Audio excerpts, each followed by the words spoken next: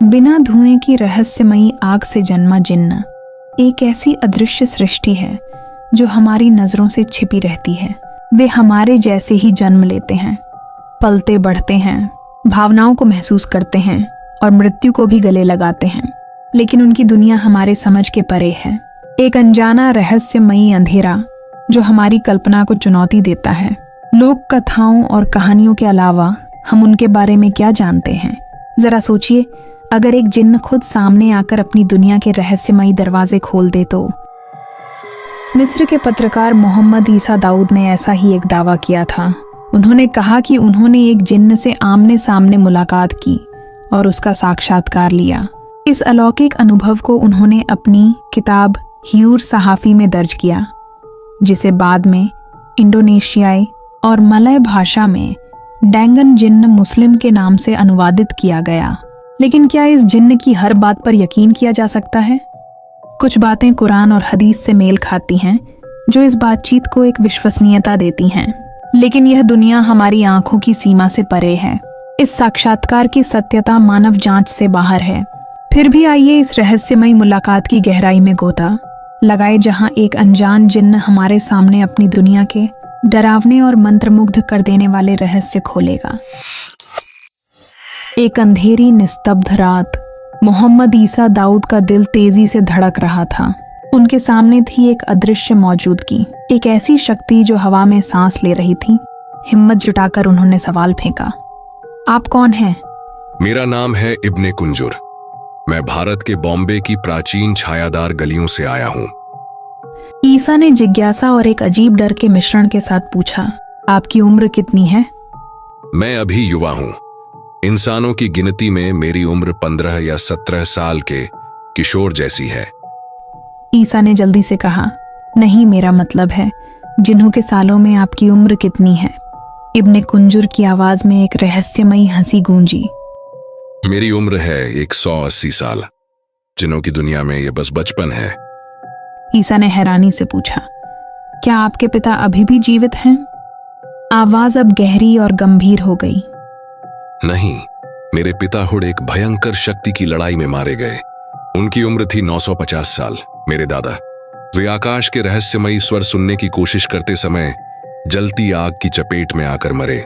उनकी उम्र थी लगभग 1000 साल, जिन्हों को लंबी उम्र दी गई है। हम सैकड़ों बल्कि हजारों साल जीते हैं।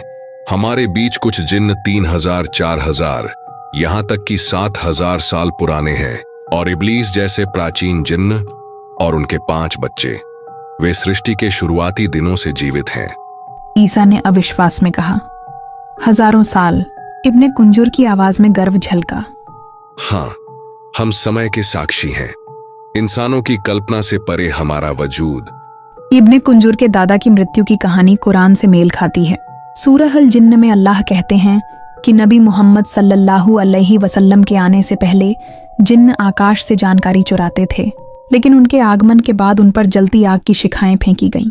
नबी सल्लल्लाहु अलैहि वसल्लम ने समझाया कि ये शिखाएं उन जिन्हों पर प्रहार थीं जो आकाश के रहस्य चुराने की कोशिश कर रहे थे।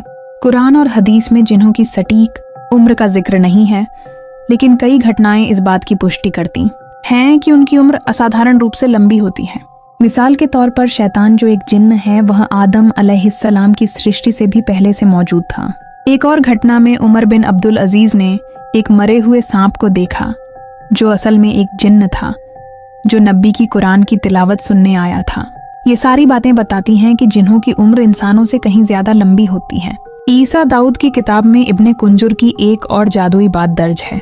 उन्होंने कहा कि उन्होंने सिर्फ 4 महीनों में कुरान को हिफ्ज कर लिया।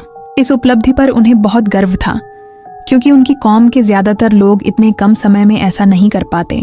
लेकिन ईसा ने उन्हें याद दिलाया कि गर्व करने के बजाय उन्हें उस अल्लाह की तारीफ करनी चाहिए जिसने उन्हें यह असाधारण काबिलियत दी।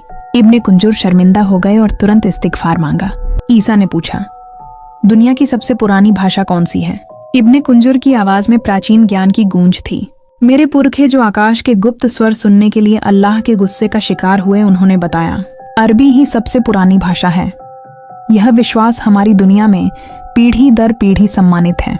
ईसा ने उत्सुकता से पूछा, जिन्न दिखते कैसे हैं? इब्ने कुंजुर हंसे और बोले, इंसान सोचते हैं कि हम डरावने विकृत चेहरों वाले प्राणी हैं, पूंछ सींग और अजीब शक्लों के साथ। ये सब महज कल्पना है। कुछ शैतान जानबूझकर डरावना रूप धरते हैं ताकि इंसानों को डराए, लेकिन मुस्लिम जिन्न, अल्लाह ने हमें शानदार खूबसूरत रूप दिया है। ईसा ने पूछा, तो आपका असली रूप कैसा है? इब्ने कुंजुर की आवाज में एक गहरा रहस्य था। हम इंसानों जैसे ही हैं, लेकिन कुछ फर्क है। हमारा सिर शरीर के मुकाबले थोड़ा बड़ा होता है, आंखें लंबी हिरन जैसी लेकिन गहरी और रहस्यमयी। कुछ की आंखें ऊपर की ओर ढलान लिए होती हैं, कुछ की चीनी या जापानी लोगों जैसी। हमारे कान घोड़े या बिल्ली जैसे, नाजुक लेकिन तेज। हमारी नाक छपटी होती है फिलिपिनो लोगों जैसी। मुस्लिम जिन्न दाढ़ी रखते हैं और हमारे बाल घने हैं, खासकर महिला जिन्नों के। कुछ के बाल इतने लंबे हैं कि जमीन पर घिसटते हैं। ईसा ने पूछा, क्या आपकी आंखें हमेशा लाल रहती हैं? इब्ने कुंजुर हंसे।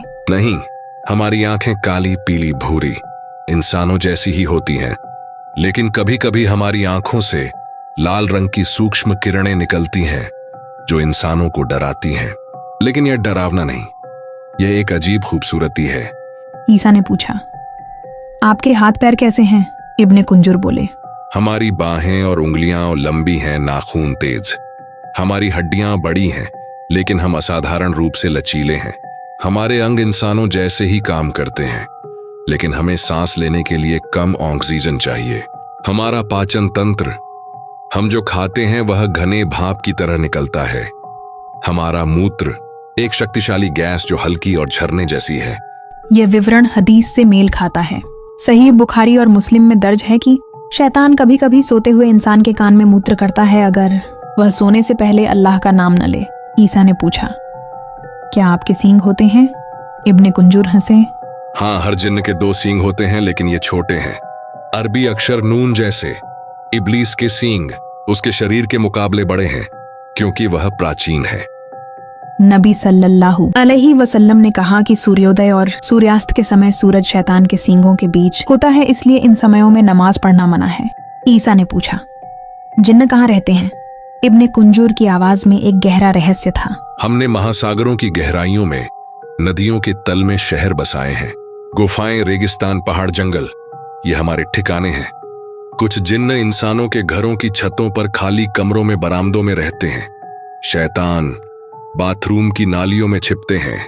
हमारे बीच भी धर्म है, मुस्लिम, ईसाई, यहूदी। मुस्लिम जिन्न उन घरों की तलाश करते हैं जहां अल्लाह की इबादत होती है। अगर उन्हें लगता है कि घर वाले अल्लाह की आज्ञा से भटक गए हैं, तो वे दुखी होकर उस घर को छोड़ देते हैं और दूसरा ठिकाना ढूंढते हैं। ईसा ने पूछा, क्या आप मेरे घर में रहने वाले जिन्हों को देख सकते हैं? इब्ने कुंजुर की आवाज में एक रहस्यमयी हंसी गूंजी। हाँ, मैं उन्हें देख सकता हूँ।